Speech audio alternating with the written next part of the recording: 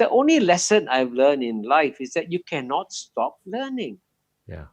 And so every day, every country should be copying best practices from other countries every Yeah. day.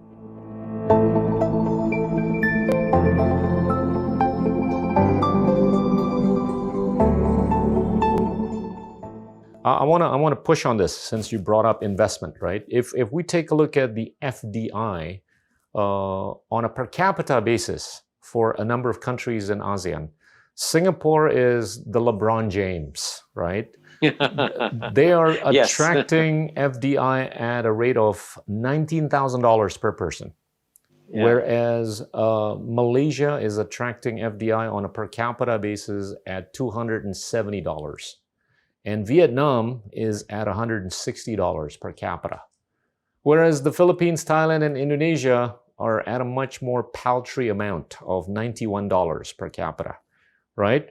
And this is ironic in the sense that, you know, we are witnessing tremendous amounts of liquidity sitting and floating around the United States, Western European countries, China, Japan, and South Korea, waiting for destinations or looking for destinations. What is it that you think, you know, Indonesia, Thailand, and the Philippines could do better to improve or move the needle from $91 per capita of FDI to the level of Singapore? By the way, I have again, you know, I want to go back to my point about copying. Okay. And I would say if I was an Indonesian, the first thing I would do is to ask a group of 5 or 6 economic professors to go to Vietnam and to look at where Vietnam was 30 years ago in 1990. Look at the Vietnamese infrastructure. Look at the Vietnamese state regulations. Look at the amount of investment in Vietnam 1990, zero. Kosong, zero. Right? Now 30 years later, fast forward.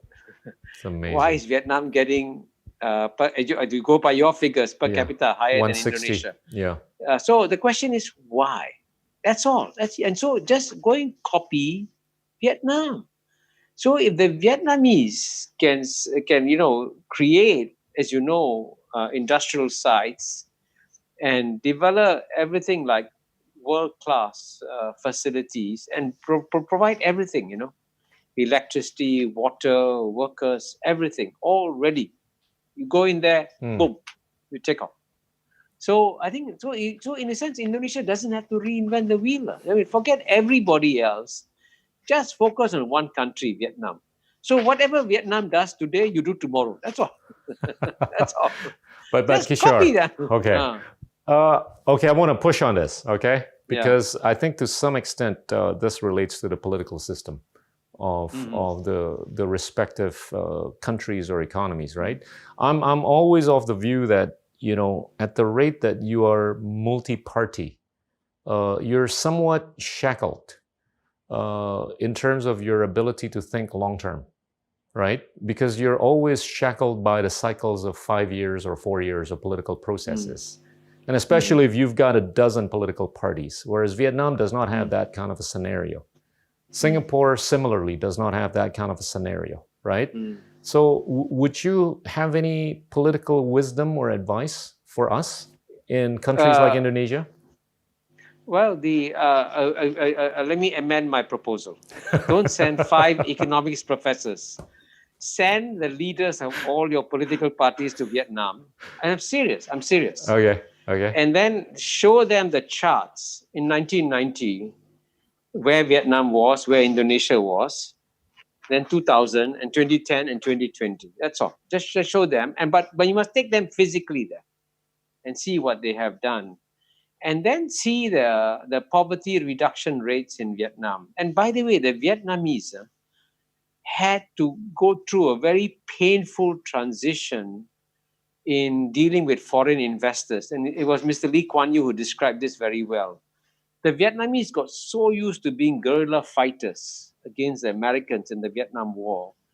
So they saw foreign investors also as foreign invaders, that they should use guerrilla tactics on them. And so they would negotiate a deal with the foreign investor. And then after the agreement is signed, the next day when the foreign investor came to implement it, they said, sorry, deal change. Say, excuse me, I just signed yesterday. But I said, that's yesterday. This is today. So they went, and then of course, the investment dried up in Vietnam as a result of that. So Lee Kuan Yew had to personally tell the Vietnamese leaders, excuse me, these foreign investors are not foreign invaders. These are the people you got to get into your country. And you got to respect the agreement you sign. And for the Vietnamese, it's very painful, because they saw suddenly the foreigners making so much money. Yes, but they're also creating jobs in Vietnam, So it's a question of seeing that you got to learn the whole process. It wasn't easy for Vietnam. But I must say, the Vietnamese story is just completely inspires me. Yeah.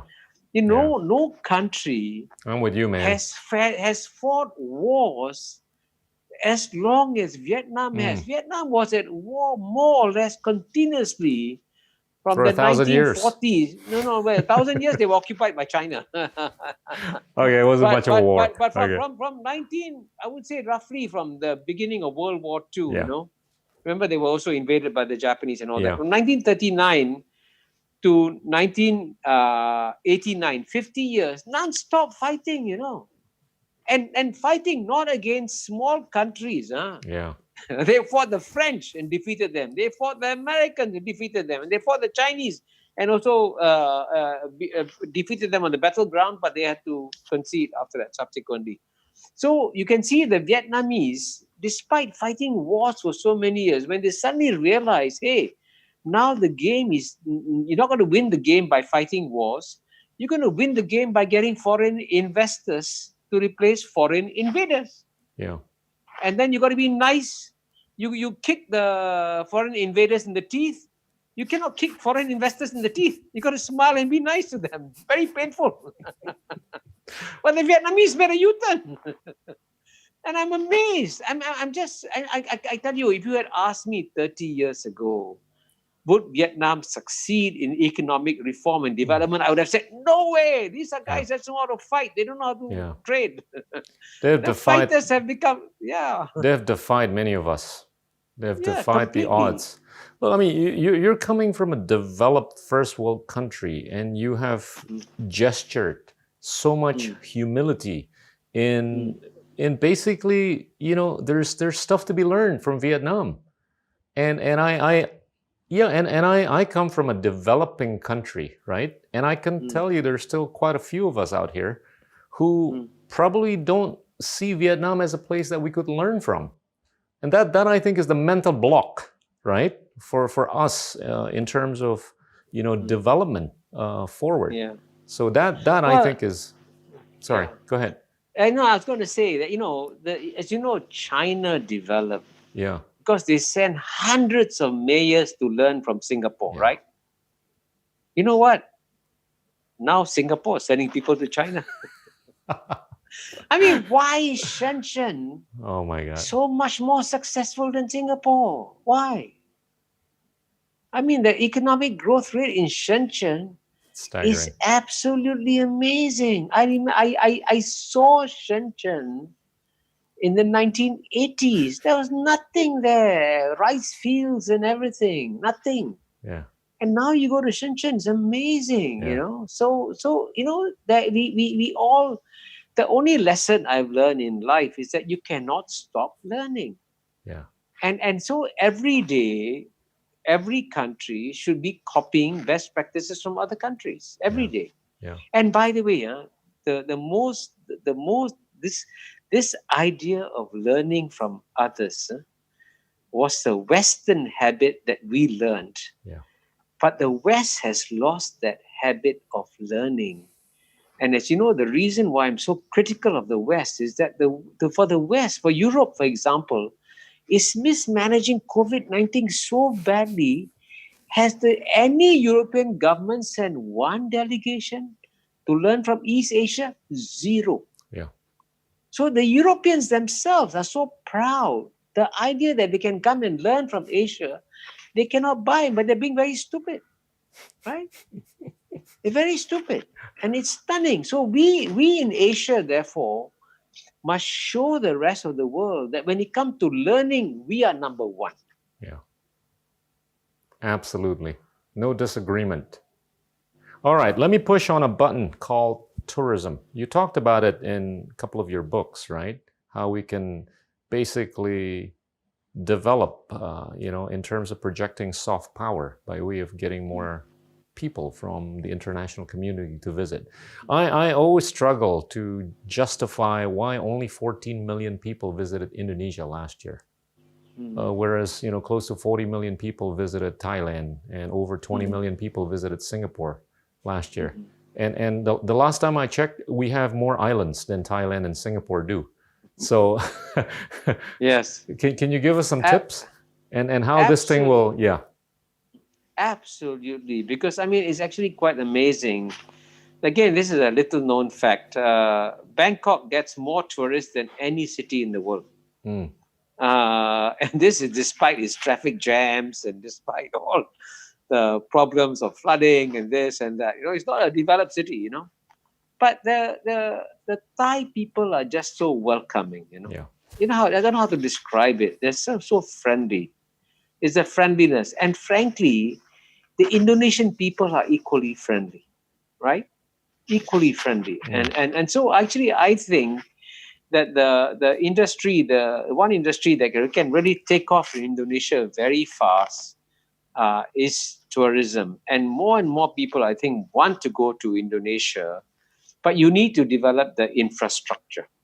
Yeah. And I must say the wisest thing that Indonesia can do is to sign as many open skies agreements with countries, because when you sign an open, when you said you interviewed Tony Fernandez, when Tony Fernandez flies his aircraft into Indonesia, he's bringing tourists into Indonesia, and Indonesia benefits from it.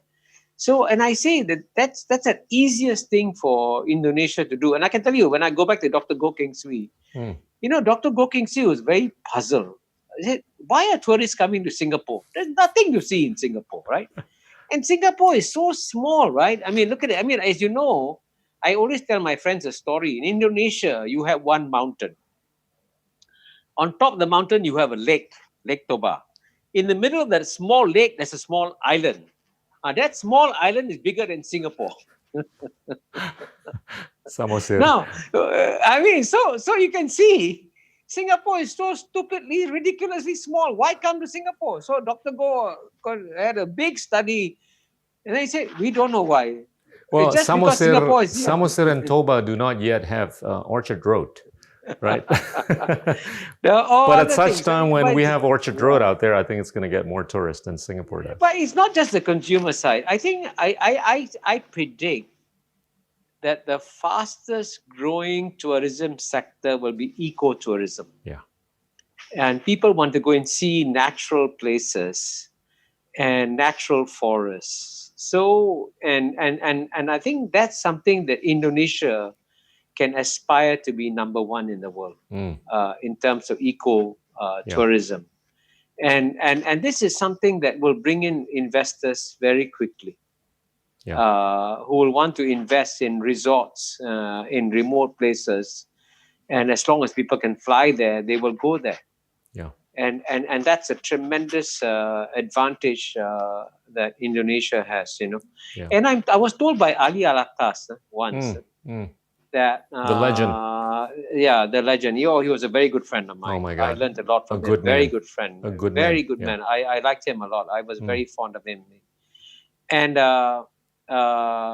he said there was once Indonesia produced a series of programs about Indonesia. And he said millions of Indonesians watched it because Indonesians themselves did not know what a beautiful country Indonesia was. Right? Then you have these amazing places in damn big.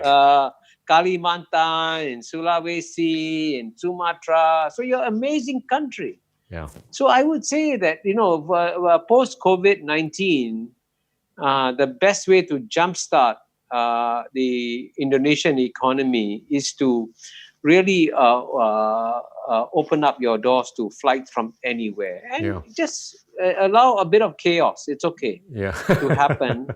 And then in the process of chaos, more and more people will come and discover Indonesia. You know, I've been hypothesizing or asserting as of late that there's no reason for Indonesia not to get 150 million tourists internationally a year. Easily. With 17,000 islands. Now, I want to go back to your earlier point. And just as a small aside. In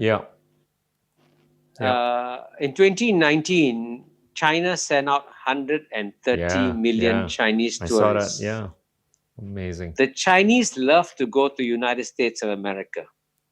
The United States of America is going to become unwelcoming for Chinese tourists. That creates a market opportunity. Right. You see, this is an example of strategic thinking.